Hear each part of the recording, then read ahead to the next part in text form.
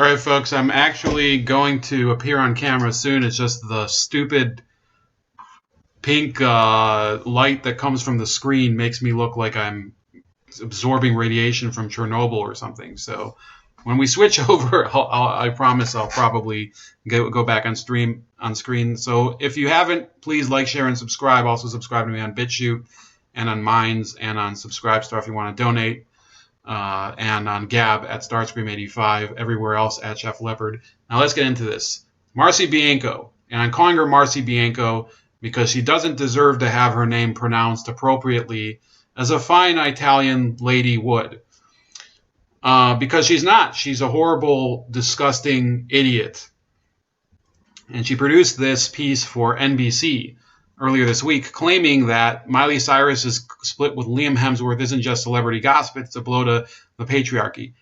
No, it's just celebrity gossip. Apparently, Miley Cyrus decided that even though her husband, who has not done anything out of the ordinary or abused her or anything, she's decided that she's going to leave him for a woman and basically say screw off. And according to Marcie Bianco, this is because she is, she's fighting the patriarchy because Jeffrey Epstein and the Dayton and El Paso shooters and all that, they're eroding the institution of heterosexuality.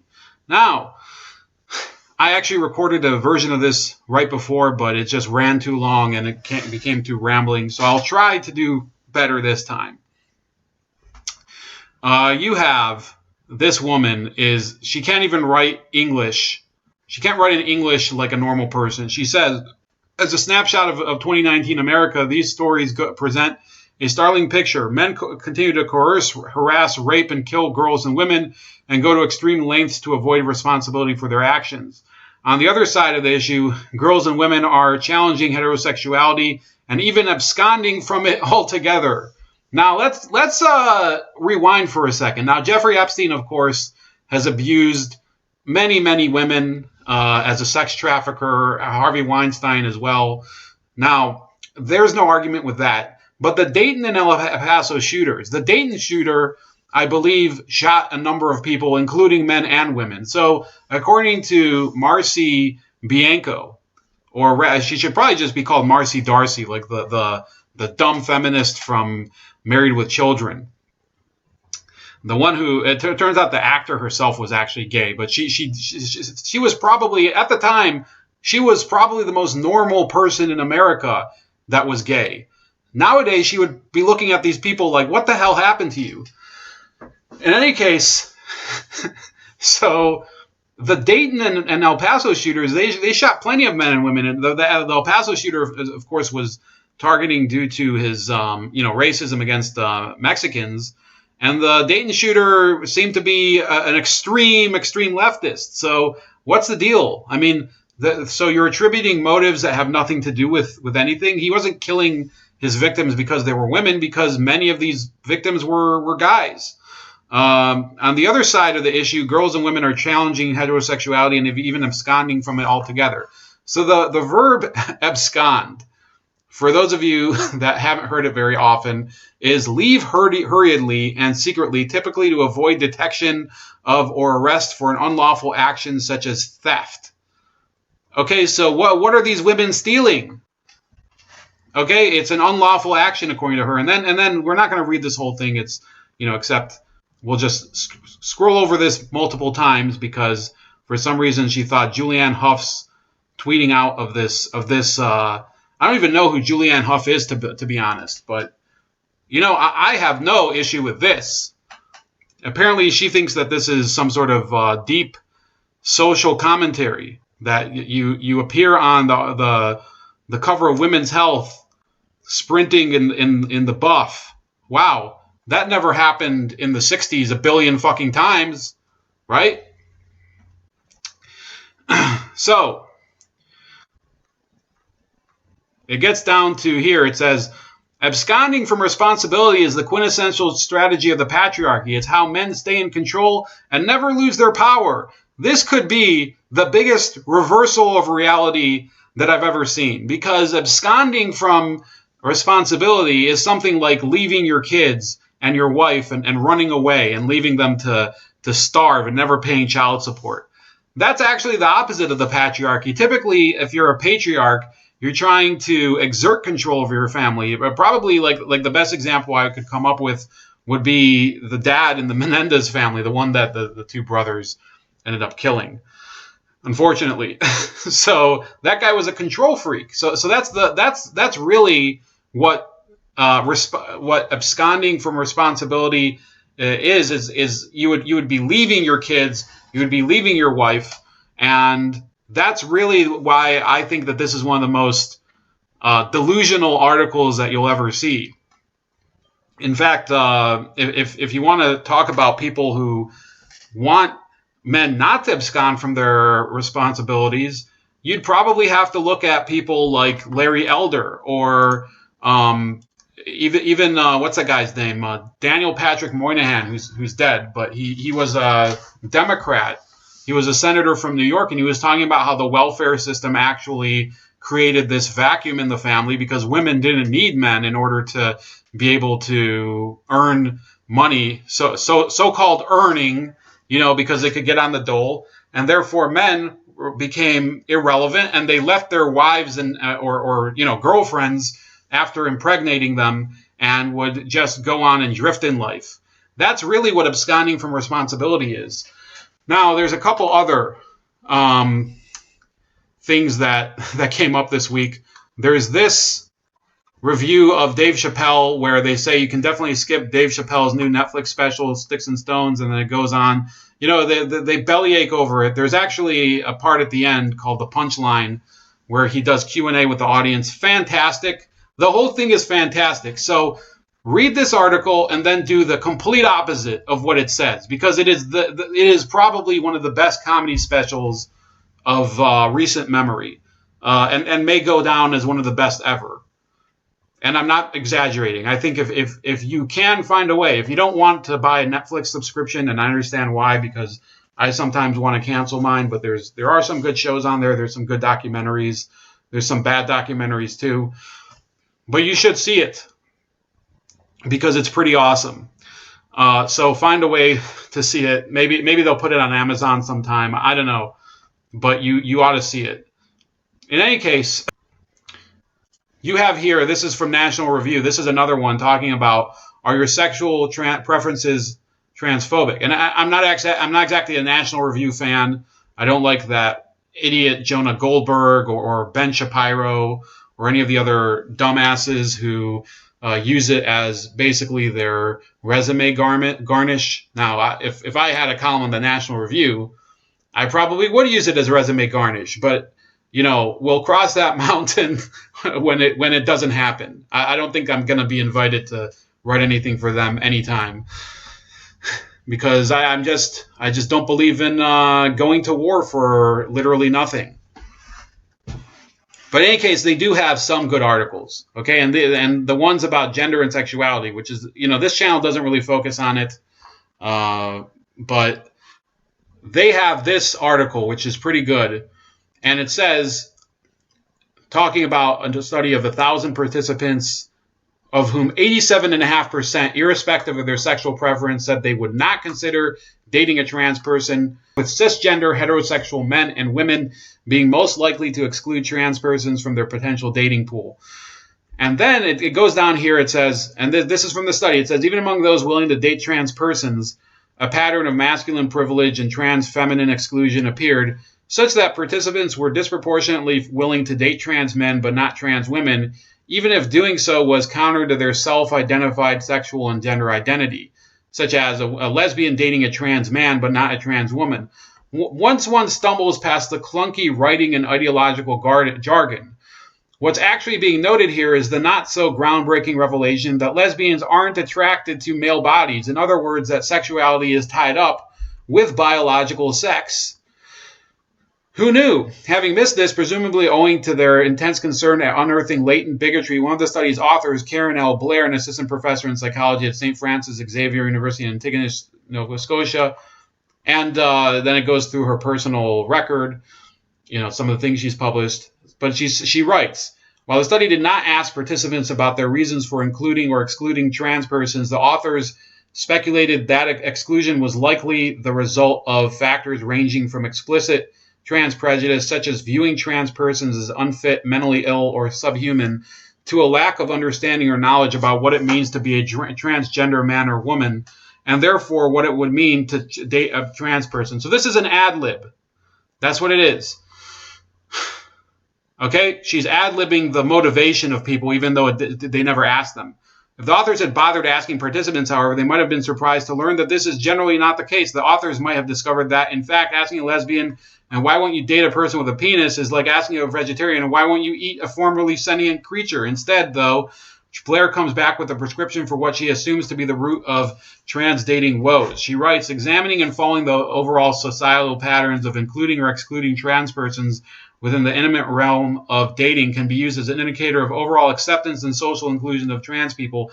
In other words, it is one thing to make space for trans people within workplaces, schools, washrooms, and public spaces, but it is another to see them included within our families and most intimate of spaces, our romantic relationships. We won't be able to say as a society that we are accepting of trans citizens until they are also included within our prospective dating pools, at the very least on a hypothetical basis. So this is ridiculous.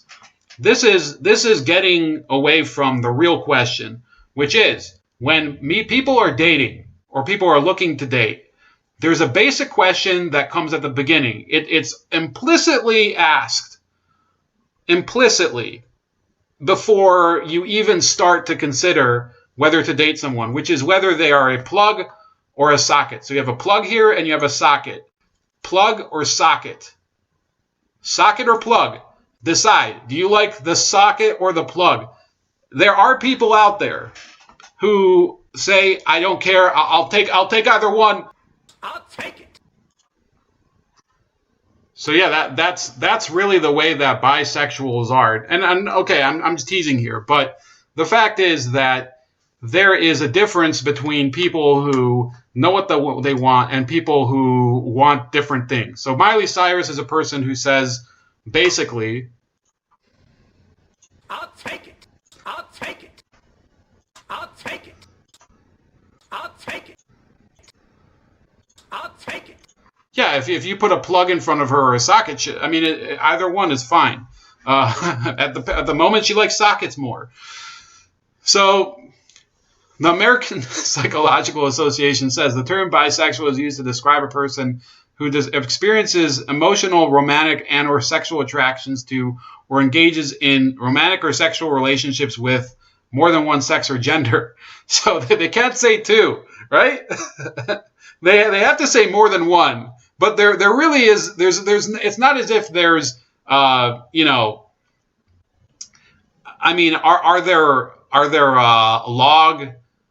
log 10 base 7 genders? Is that how many genders there are? Because there's really no answer to that, right? It's basic math. It's more than one, and it's actually a very specific number how many genders there are. The Centers for Disease Control and Prevention, which is a very good institution to use for this problem, mind you, reported in a 2016 publication that 1.3% of women and 1.9% of men said they were homosexual, gay, or lesbian. So that it's pretty clear. According to this study, 1.3% of women know they like sockets, and 1.9% of men know they like plugs. Okay, pretty clear. And that 5.5% of women and 2% of men said they were bisexual. So a lot of women, in fact, there's double the amount of women as there are the amount of men who will be willing to say, whether you show them a plug or a socket, they'll say this. I'll take it. I'll take it. I'll take it. I'll take it. I'll take it.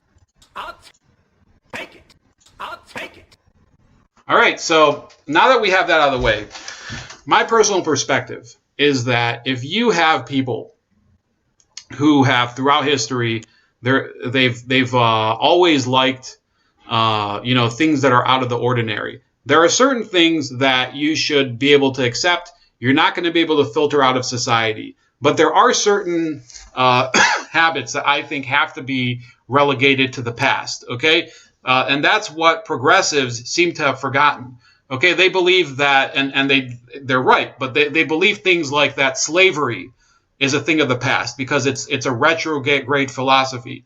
It's something that was practiced in ancient civilizations that were not as progressive as us, according to them.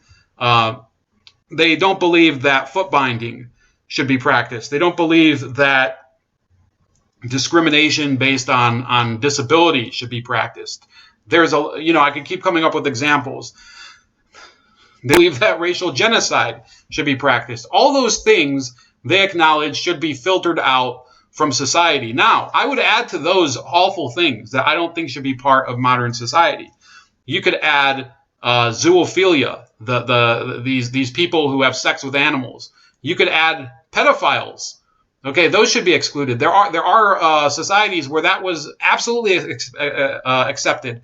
There are still societies in parts of the world, such as Indonesia, or parts of Indonesia, like deep in the rainforest. The places like Central Asia, where those types of things do happen and they're acknowledged as part of society. I think that those two are absolutely, they should be banned forever, and people who practice them cannot be allowed to be full participants in society. In fact, they have to be criminalized. What about the gays and the bisexuals and the lesbians? Those people, I would say, we have gone way too far in accepting their role as, I would say, arbiters of our society. Now, before you jump on me, I don't believe in criminalizing any of those things. I think most of those people, they are, they have tendencies that can't really be cured. This this idea of conversion therapy, I don't think is proven at all. So, while I don't think we should criminalize those lifestyles, I don't think we should also criminalize these organizations that try to end those lifestyles. I think both of them have to be allowed to exist in a really free society. The other thing I would say about that is that many of those things I think should be separate from the rest of society. So when you see, and I'll explain very, very easily, I think that if there are institutions, these bars or whatever, that only serve those clientele, or that they're geared towards those clientele, that's okay, right? What I don't believe in is that you bring out parades and various other celebrations of this for society at large. I don't think that that's something that society at large should celebrate, but that's just me. I think when people try to politicize what Miley Cyrus or other lesbian celebrities do, they don't really understand how men perceive lesbianism. First of all, I don't think I know any man who is not some sort of religious fanatic or something, or has some sort of jealousy complex, that would object to any woman being in a lesbian relationship. I think really the idea that men have some sort of aversion to women being in a lesbian relationship is so far from reality that I'm wondering exactly whether these people are getting paid in order to put these articles out for some reason, just to punk the public. So it is difficult for me to relate to this type of gender politics because it's so far from the truth that it could be some sort of deliberate policy that's being enacted by organizations or groups in order to drive a wedge between the genders and the sexes and I guess the sexual orientations and gender identities. The truth of the matter is that most people don't want to know what your business is. In fact, people who are obsessed with sexuality, I think, eventually get sucked into this netherworld of schizophrenia. They start to wonder exactly how their reality is suddenly speaking to them from some invisible place that just doesn't jibe with the tangible world that's around them. So I think I'll cut it short here. Please like, share, and subscribe. Also subscribe to me on BitChute, on Minds, and on Subscribestar if you want to donate. All of those you can find me at Chef Leopard, and on Gab at Starscream85.